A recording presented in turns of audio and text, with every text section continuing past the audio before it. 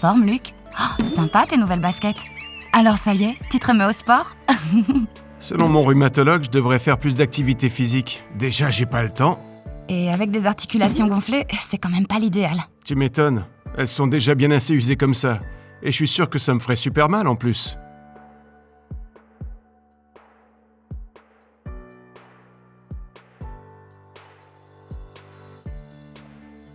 Bonjour, je suis le docteur Guillaume Prado. Je suis médecin du sport au CHU de Brest. Je peux vous expliquer pourquoi l'activité physique est nécessaire et pourquoi elle doit faire partie intégrante de votre traitement.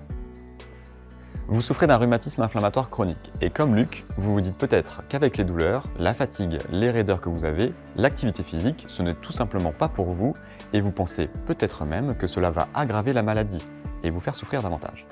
Eh bien sachez que c'est tout l'inverse. Aujourd'hui, beaucoup d'études ont été faites sur le sujet et qu'ont-elles démontré? Non seulement qu'une activité physique adaptée n'aggravait pas la maladie, mais qu'elle avait de nombreux bénéfices sur lesquels j'aimerais maintenant insister. En premier lieu, des bénéfices sur la qualité de vie.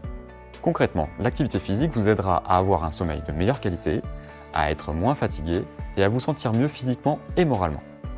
L'activité physique a aussi un impact positif direct sur les symptômes de votre maladie. Elle contribue à soulager les douleurs, mais aussi les raideurs, et elle permet de renforcer les muscles qui sont présents autour des articulations touchées. Tous ces bénéfices cumulés sont synonymes d'une plus grande mobilité, et vous retrouverez ainsi plus de facilité pour la réalisation de vos activités quotidiennes. Il a même été démontré dans la polyarthrite rhumatoïde que l'activité physique diminue l'intensité et la fréquence des poussées.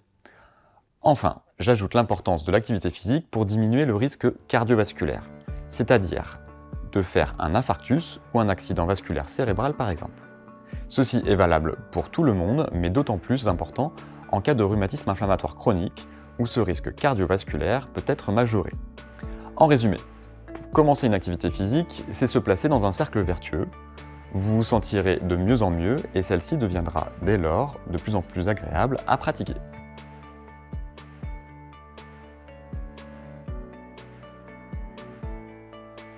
Je vous propose 2 conseils clés à mettre en place dès aujourd'hui. Et bonne nouvelle, ils sont très faciles à appliquer. Le premier est de lutter contre la sédentarité. Le maître mot est bouger au quotidien. Comment faire? Tout simplement en essayant de réduire les moments où vous êtes inactif. Si vous travaillez dans un bureau, placez par exemple votre poubelle à l'autre bout de la pièce, de façon à vous forcer à vous lever. Ou si vous avez besoin de parler à un collègue, déplacez-vous dans son bureau plutôt que de l'appeler. Dans la vie de tous les jours, choisissez toujours l'option qui vous fera bouger davantage, comme prendre les escaliers plutôt que l'ascenseur, aller à la boulangerie à pied ou à vélo plutôt qu'en voiture, s'arrêter une station avant votre destination en bus ou en métro. Tout ceci va finalement vous aider à suivre mon deuxième conseil, qui n'est autre que d'appliquer les recommandations sur la pratique d'activité physique, qui sont les mêmes que pour le reste de la population, à savoir pratiquer 30 minutes d'activité physique modérée 5 fois par semaine. Cela correspond par exemple à 10 000 pas par jour, 5 fois par semaine. Vous n'avez pas besoin de matériel, vous n'avez pas besoin de beaucoup de temps, vous pouvez commencer dès maintenant. Surtout, n'oubliez pas qu'il n'est jamais trop tard pour commencer à se mettre en mouvement et que les bienfaits de l'activité physique se font ressentir dès que vous commencez à être plus actif physiquement. Si vous souhaitez vous engager dans un programme d'exercice physique, il doit être bien conçu, adapté à votre pathologie et réfléchi en concertation avec votre équipe soignante.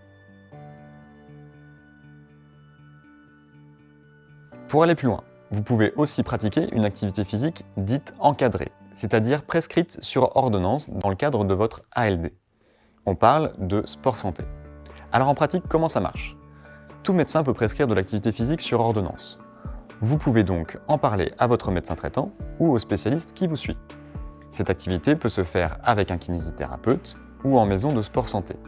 Les maisons sport santé sont des lieux où vous pouvez pratiquer des activités physiques adaptées et personnalisées, tout en étant accompagné par des professionnels de la santé et du sport. Il en existe des centaines réparties sur toute la France et répertoriées sur le site sport.gouv.fr. En général, on propose 2 ou 3 disciplines sportives en mixant endurance et résistance à une fréquence de 2 fois par semaine. Concernant la prise en charge, le sport santé n'est actuellement pas remboursé par l'assurance maladie, mais de nombreuses mutuelles ainsi que des collectivités territoriales le proposent. C'est pourquoi je vous invite à vous rapprocher de votre ville de votre région, de votre mutuelle et ou de votre assurance, afin de connaître les droits concernant le remboursement de ces séances de sport sur ordonnance.